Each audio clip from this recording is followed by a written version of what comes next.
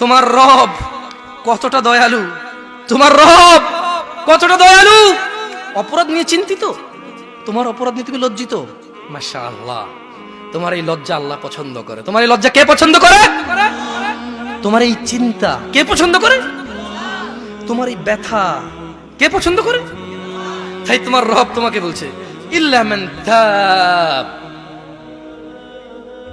তবে যে কোনো অপরাধী হোক, তবে মান তাব, যে অপরাধকে ছেড়ে দিয়ে ভালো পথে চলে আসে, ফিরে আসে। তওবা মানে ফিরে আসা। তওবা মানে কি?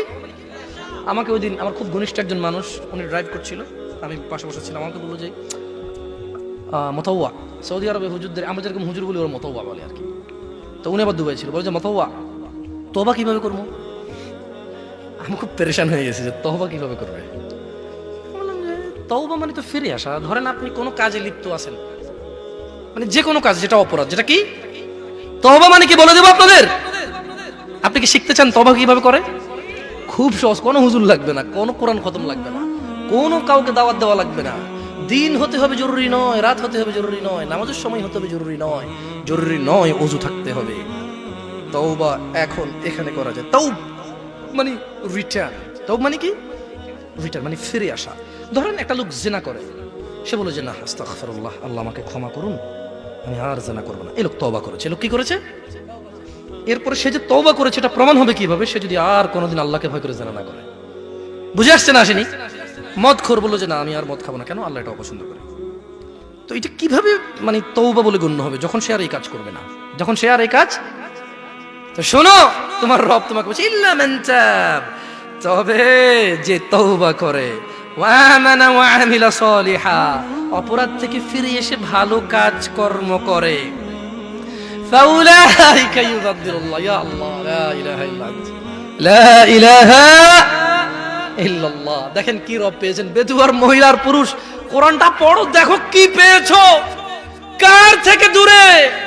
মা গররাকা বিরাব্বিকাল কারীম ইয়া নাস, কিসে তোমার এত দয়ালু রব থেকে তোমাকে দূরে রেখেছে? কি তোমার রবের দয়া দেখবে? বলছেন যে ফাউলাইকা ইউবাদদিলুল্লাহু সাইয়্যাতিহিম হাসানাত, বলছেন যে আল্লাহ তোমার অপরাধকে নেকিতে পরিবর্তন করে দেবে।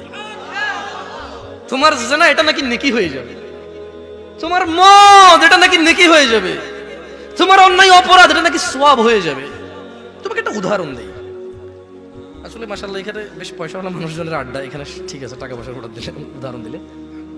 ধরে নেন রাসেল সাহেবের কাছে টাকার অভাব নাই মোটামুটি, তো আমাকে উনি খুব পছন্দ করবেন বলেছে যে এই পথে যদি তুমি চলো জামশেদ, আমি তোমাকে খুব ভালোবাসবো, আমার খুব পছন্দ এই পথে চলা। তো ধরে নেন আমি বিপথে চলি, উনি আমাকে পছন্দ করে, কেন জানি হইতে পারে না। কিছু মানুষকে এমনি ভালোবাসে না, অনেকে জিজ্ঞেস করে তুই কি পাইছিস বেটা, এটা তো নষ্ট, ঠিক না? ঠিক কিনা? তো এখন যার হৃদয়ে আল্লাহ যার জন্য ভালোবাসা দেয়।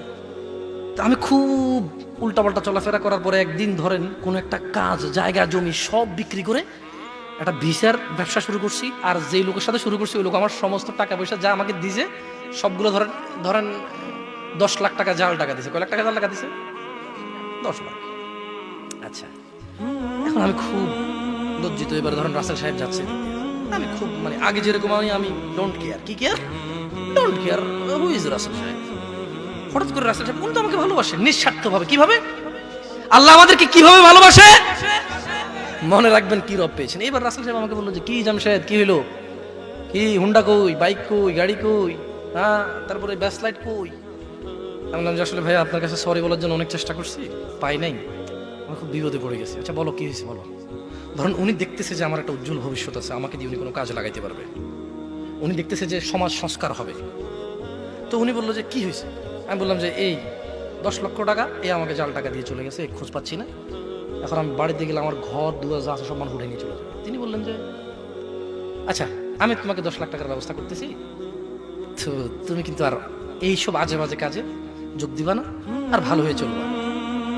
তো একটা মানুষ যদি ভালোবাসার কারণে কারো 10 লক্ষ টাকা জাল টাকা নিয়ে যদি ওকে আসল টাকা দিতে পারে, আল্লাহ কি মানুষের অপরাধকে নেকিতে পরিবর্তন করতে পারে না? কি রব পেয়েছে মানুষ, কি রব পেয়েছো। কার থেকে দূরে তুমি কার কিতাব পড়ো না, তুমি কার কথা পড়ো না? তুমি দেখেছো কখনো তিনি তোমাকে কত ভালোবাসে? তিনি বলছেন ওয়া কানা আল্লাহু গফুরার রহিমা। তিনি বলছেন নিশ্চয়ই আল্লাহ অতীব দয়ালু ক্ষমাশীল। তাহলে তিনি তোমার অপরাধকে নেকিতে পরিবর্তন করবে কখন বলো তো? এই যে তোমরা ওয়াজ শোনো, বুঝো না, আল্লাহ মুসিবত, আল্লাহ একটু মনোযোগ দিয়ে শুনতে হবে। ইল্লা মান তাব, তবে যে ব্যক্তি অপরাধ থেকে ফিরে এসে ওয়া আমিলা সালিহা, নেক কাজ করবে, মানে অপরাধ ছেড়ে দিয়ে ভালো কাজ করবে, তার অপরাধকে আল্লাহ কি করবে? কি করবে? কেন নেকিতে পরিবর্তন করবে? ওখান আল্লাহু গফুরুর রহিম, কারণ আল্লাহ অতীব দয়ালু ক্ষমাশীল, এই জন্য তিনি এটা করে দেবেন।